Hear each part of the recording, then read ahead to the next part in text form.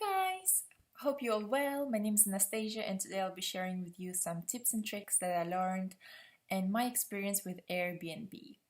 How I started it was very cheeky because I just purchased a new flat and I had it for 3 weeks before I could move in there, which was basically overlapping as I still had another flat that I was renting and living in.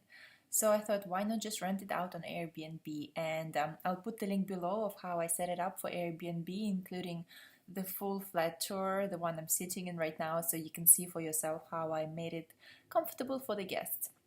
So before I started it, I decided to basically do a bit of a research, and I wasn't sure if I should just commit and rent my flat straight away to strangers because I didn't know, first of all, how much would people want to spend on this flat, and second of all, the most important, if there's even a demand in this area of town where I live.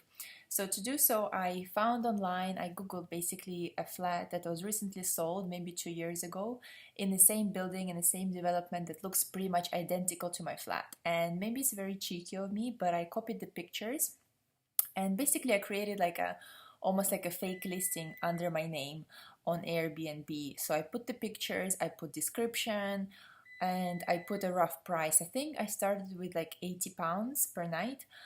And that's it. So next morning I woke up and I had literally 20 requests for that flat. And I was like, yes, there's a demand, tick. Oh my God, sorry, my dishwasher.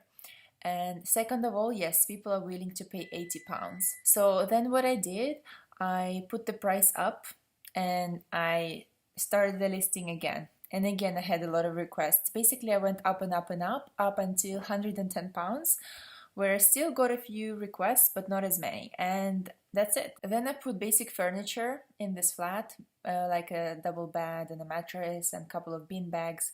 And I got the bed completely for free on a website called FreeCycle.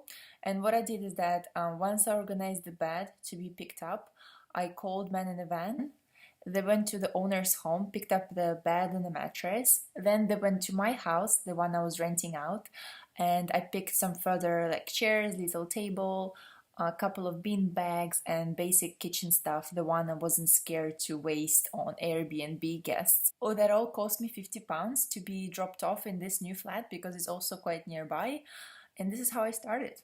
I took some pictures further on with my iPhone and I edited them in just photo editor to make them really bright, because I found from my research and just generally looking at the pictures that the pictures that are very bright, have a lot of white space and just general light are the most successful. Of course, you can't lie about it. If you have a very dark apartment, no matter how light you make it, people will come and they will realize that it was all a lie. So make sure you're doing it very accurately. Of course, you have to be very, very careful of who you choose to approve, because you might have a lot of requests, but until you have the basics that I will list right now, don't approve people. First of all is, of course, photograph on the profile. You have to have it. Some people might think, oh, it's silly, they don't need photograph. Yes, you do, because this is the only way to identify if the person who comes into your flat looks exactly like the photo.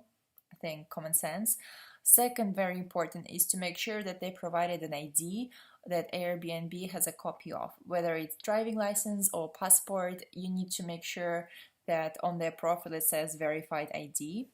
And the third and most important is that they have at least 3 to 5 reviews which are positive as guests.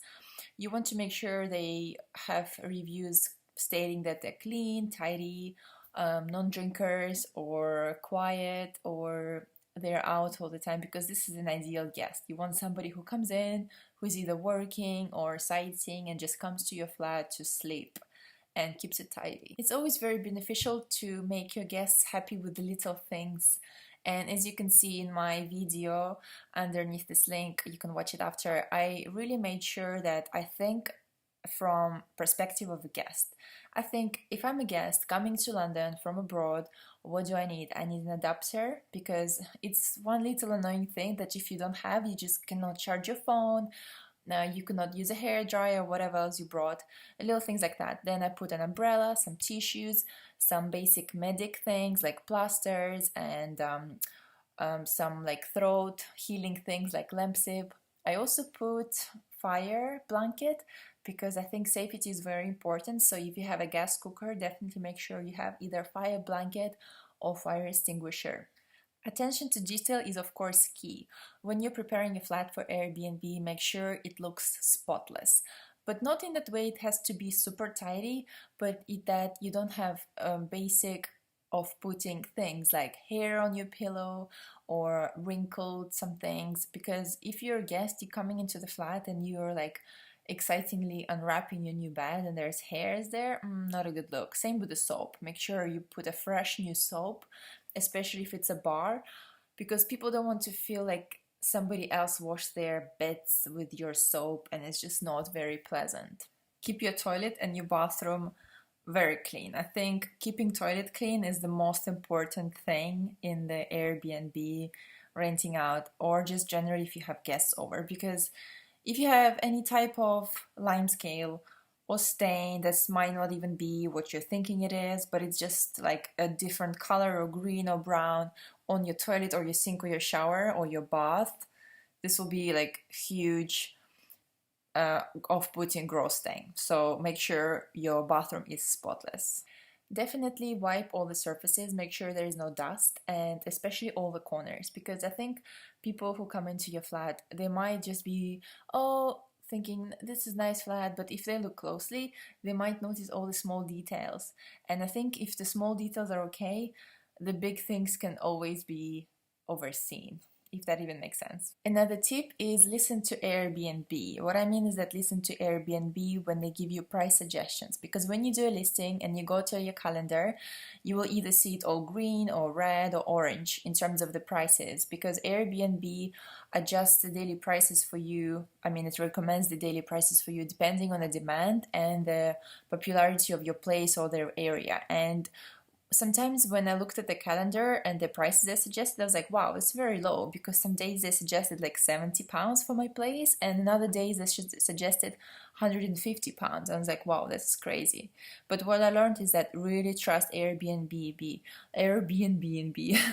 because in the end of the day, they do want your listing to be successful, listed out, because they want their fee. So even if you think that day price is very, very low, or the other day price is very, very high, just trust it, just go with it, because in the end of the day, even if you have very low price for one day, it's better than having nobody in a day. And even if you have very high price, it's like jackpot. Definitely try to bribe your guests in a cheeky little ways, for example, leaving them little chocolates or fruits or biscuits, because I think we sometimes don't look at the importance of food and how much it can make a guest happy, because if they traveled for a long time, they get to your home and they see a bottle of water or milk or eggs or food, it's just so nice, you know, even basic cereal, because when people are having some kind of urge like hunger, especially, people can get very angry. So imagine somebody comes to your flat very hungry or thirsty and you don't have anything, so it's like an extra hustle to go out and buy those things.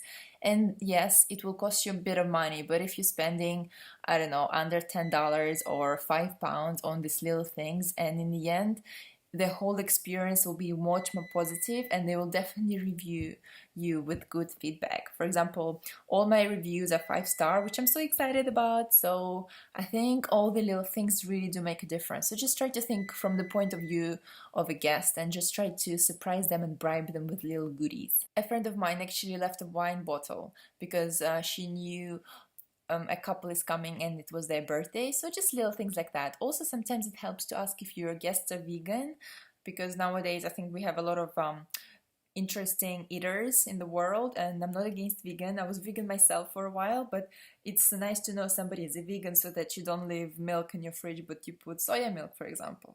Another tip is to kind of almost assume the worst from your guests. So even if they had very positive feedbacks in terms of they're clean and tidy, you need to think that they may be clumsy. So don't leave like very fragile vases or candle holders or anything that can break on surfaces that can be easily reached. For example, if you have a window shelf and the window that opens from the bottom up, make sure it's completely clear. No statues, no little like glass jars or anything, because even if somebody is clean and tidy, they can still be a bit clumsy and just break things when they're trying to open.